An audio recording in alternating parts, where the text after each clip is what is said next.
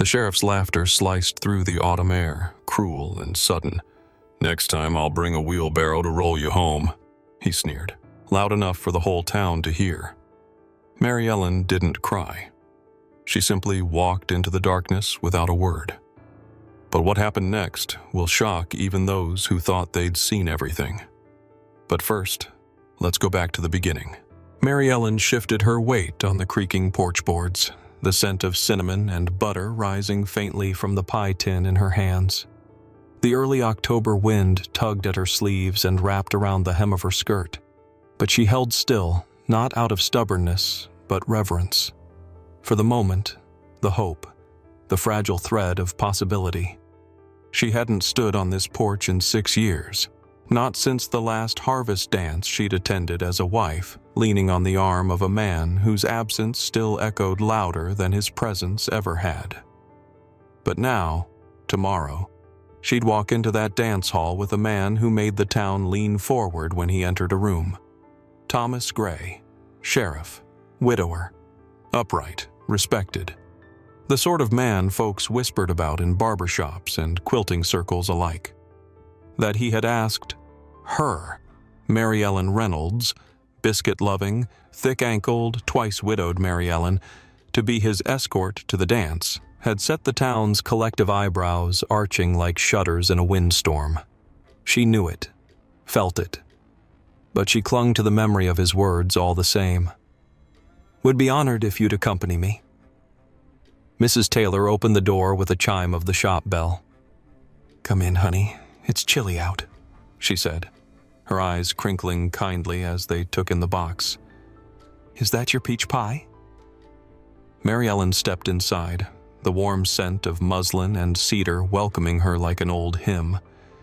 "Figured you deserved it," she said, her voice steady, but with a flicker of bashfulness that hadn't shown itself in years. They laid the blue dress on the fitting table. It had once belonged to a slimmer version of her, a version that believed love was a fountain that didn't run dry. Now it needed letting out, but she didn't mind.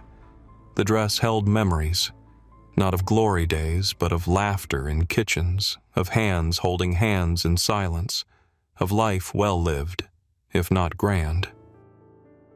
"I don't want to look like I'm trying too hard," Mary Ellen murmured as Mrs. Taylor pinned the fabric with gentle hands.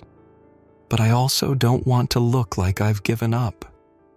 "You look like a woman who knows who she is," Mrs. Taylor said, her voice warm as wool. "And any man with half a soul would be lucky to walk beside you." Mary Ellen turned to the mirror. The dress didn't hide her softness.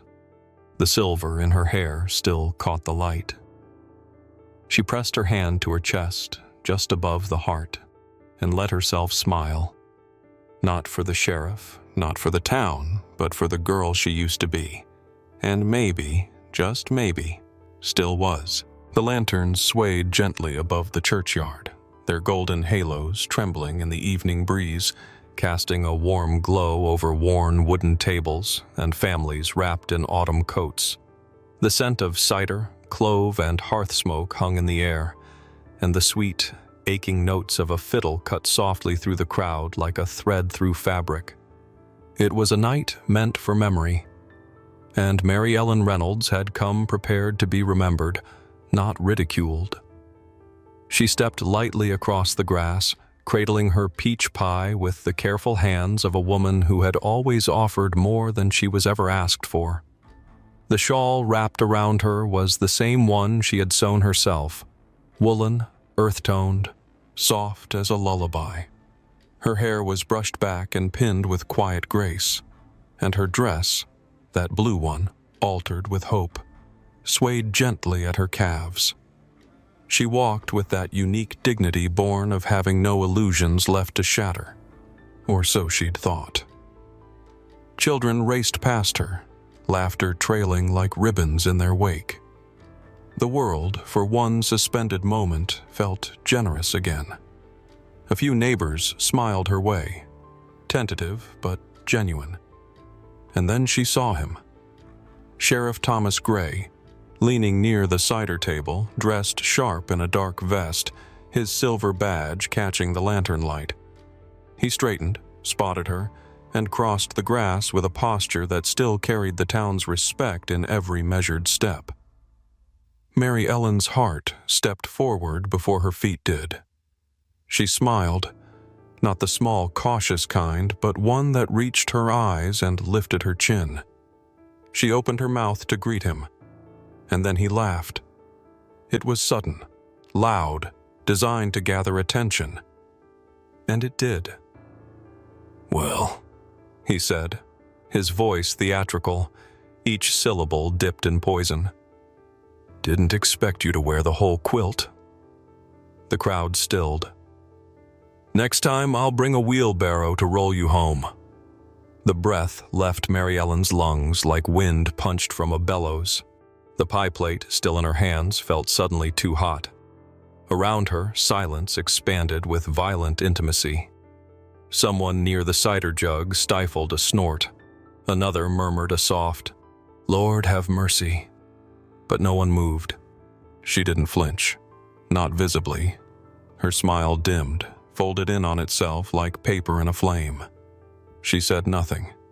Instead, she turned, walked to the nearest table, and placed the pie there with reverence, as though it were an offering to something deeper than the man who'd mocked her.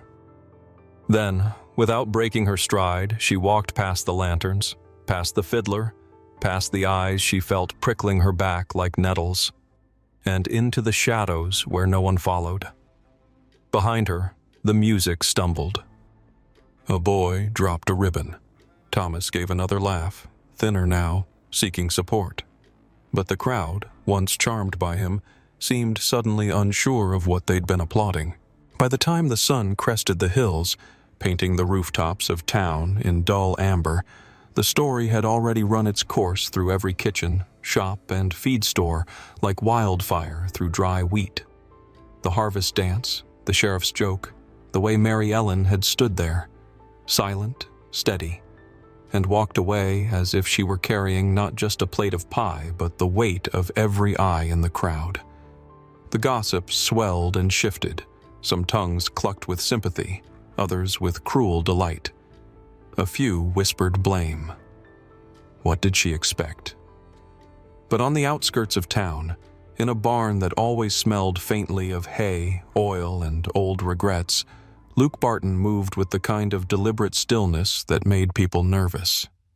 He was a man who fixed things, not with noise or speed, but with his hands, his silence, and the weight of his word. He wore his solitude like a coat, and though he rarely spoke more than necessary, when he did, people listened. He'd heard what happened, not from the lips of gossips, but from a girl passing the barn at dawn, her voice trembling as she recounted it to her older brother. Luke had kept hammering, but slower. By the time he set the tool down, his mind had gone quiet in a way that only meant one thing. Something needed righting. Without a word, he saddled his horse. His movements were spare, efficient, rehearsed. The stable hand, a boy who'd once seen Luke put down a rabid dog with nothing but a knife and a prayer, took one look at his face and stepped aside. The ride into town was silent, except for the sound of hooves pressing into the morning earth and the creak of worn leather. Luke's coat was still dusty from the barn. He made no effort to change. Mary Ellen sat behind her cabin on a wooden stool, wrapped in a shawl too thin for the air. Her coffee had gone cold, untouched, her gaze fixed on the dry garden bed where once she'd planted marigolds. When Luke dismounted, she didn't startle. She looked up, weary but composed, the way women look when they've long since run out of tears and settled into the ache that comes after. "I'm sorry," she said quietly, "for mistaking a scrap of attention for something real." Luke didn't correct her with words. He knelt, the stiff shoulder in his coat tugging awkwardly, and took her hand like it was something precious that needed shielding. "You didn't mistake anything," he said. "You hoped, and that takes more courage than most men carry in their whole lives." A silence passed between them, not empty, but full. Then he added, almost as gently as breath, If it's all right with you, I'd like to give you my name today." Mary Ellen blinked, her lips parted, but what startled her wasn't his proposal. It was the certainty in his eyes, not born of pity, but of knowing. She searched his face for jest and found none. Only gravity and something else, reverence.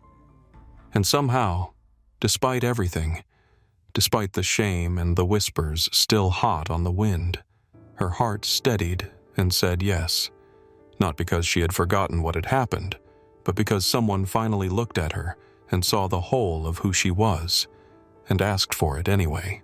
The sun leaned low over Main Street, casting long amber streaks across the dust-packed road and gilding the saloon's sign like it had been polished just for this moment. Men lounged outside with mugs in hand, boots up on barrels, trading laughter that tasted more of smoke and pride than mirth. And Thomas Gray, still basking in the fading heat of his social currency, stood front and center, puffed up like a rooster with something clever stuck in its throat.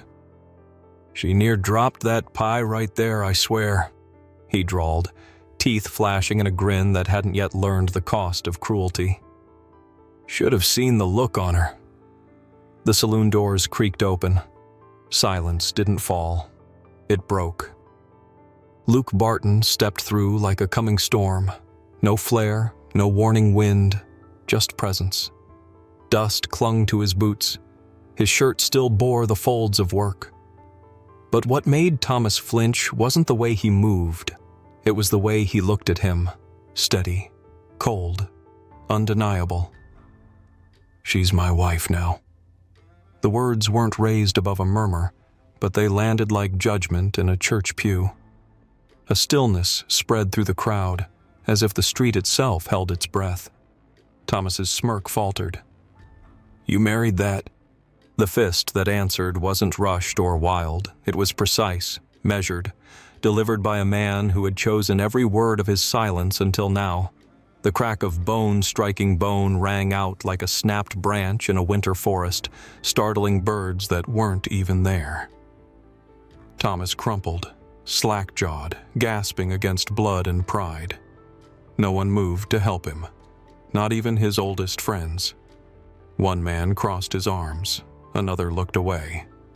The bartender went back inside like he hadn't seen a thing. By the time Sunday came, the wind had changed. Out at the Reynolds homestead, the lawn had been swept clean, and chairs circled the sycamores like a crown. No invitations were sent. None were needed. People came, with bread, with flowers, with quiet apologies tucked behind their eyes. Mary Ellen stood in a white blouse, the same blue dress hugging her softer now, not because she'd shrunk, but because the weight of shame had finally been lifted. She didn't need the shawl, not in the daylight.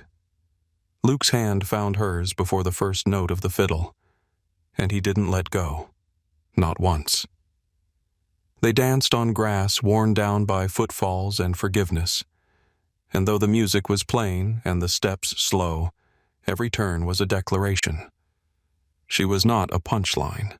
She was loved, openly, fully, and not a soul dared call it anything less than beautiful.